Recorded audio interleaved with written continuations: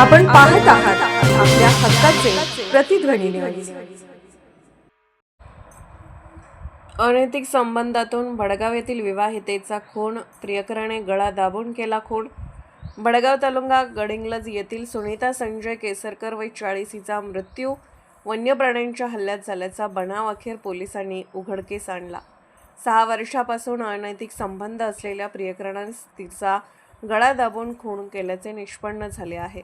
या प्रकरणी प्रवीण चंद्रकांत चिंचेवाडी वय 34 राहणार भडगाव याला ताब्यात घेण्यात आले असून त्याने खुनाची कबुली दिली आहे. सुनीता 18 जानेवारी रोजी आठवडी बाजारासाठी घरातून बाहेर पडली होती. ती बेपत्ता झाल्यानंतर 21 दिवसांनी महागाव जंगलातील झरा ओढ्यात तिचा मृतदेह आढळला.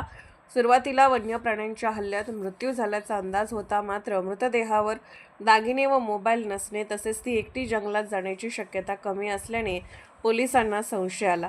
तपासादरम्यान सुनीता व प्रवीण यांच्यात अनैतिक संबंध असल्याची माहिती समोर आली. प्रवीण मोबाईल बंद करून गायब झाल्याने संशय बळावला. 14 फेब्रुवारी रोजी त्याला अटक करण्यात आली. संसार उद्ध्वस्त होण्याच्या भीतीतून त्याने सुनीताचा खून करून पुरावा नष्ट करण्याचा प्रयत्न केल्याचे तपासात स्पष्ट झाले. दागिने व मोबाईल काढून टाकल्यानेच आरोपीचा बनाव उघड झाला. आपण पाहत आहात प्रतिध्वनी चॅनल. अशाच बातम्या पाहण्यासाठी आमच्या चॅनलला सबस्क्राईब करा आणि बेल आयकॉनवर क्लिक करा.